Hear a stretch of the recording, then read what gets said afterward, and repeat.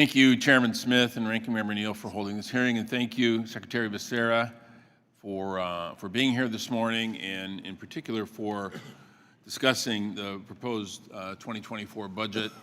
You and I serve together here in this body. I consider you a friend, and I'm glad to have you here with us, and I appreciate you addressing some of these issues. I'm pleased with the priorities that I've seen come forth in the aspect of the budget that you have responsibility for. I'm particularly pleased that the budget includes $5 million for the Flint Lead Registry, which, as you know, is a powerful tool to help improve the lives of kids, families that I represent in my hometown of Flint that have been exposed to lead-contaminated water. And I do appreciate this being a priority for the department.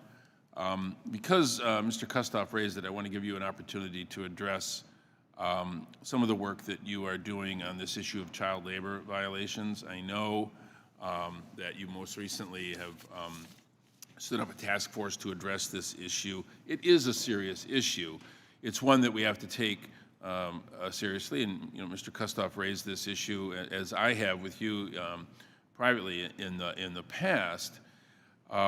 We do know that in part this is really a question of your authority, but even to the extent that you do have some authority, it's also an issue of resources. And that's why I am happy to see $39.4 billion for the Department of Health and Human Services Administration for Children and Families in the President's budget.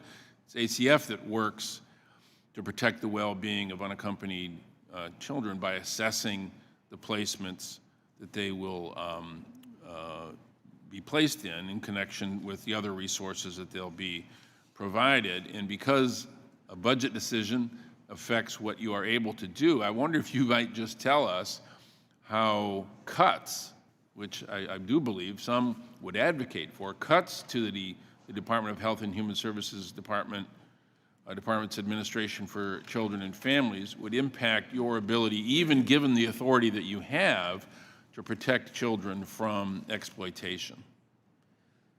Well, Congressman, that's a broad question, but what I can tell you is if we lose some of the funding we have within the Administration for Children and Families, we would have less opportunity to provide the child care services support, the Head Start services support, to be able to, with regard specifically to the refugee program, and within that the unaccompanied migrant kids program, be able to provide the level of custody care that we provide. And so you impact kids in so many different ways. And as I say, children are children. And whether they're your children or my children in this country, we should let children be treated as children. Thank you. And I guess finally, do you know, and I hope you do, that the administration would support my efforts to increase the civil and criminal penalties for employers? Because look, we need to hold people responsible for this. You have some regulatory authority, but employers have a responsibility. Those employers who are illegally hiring children in dangerous jobs need to face stiffer criminal and civil penalties, and I ask if the administration would support our effort to do just that. You hit it right on the money, Congressman. If an employer, if a company wasn't willing to hire against the law these children, we would not see the type of exploitation. And that's the heart of this, is we should not be allowing this to happen right in front of us. Thank you, Mr. Secretary, and thank you, Mr. Chairman.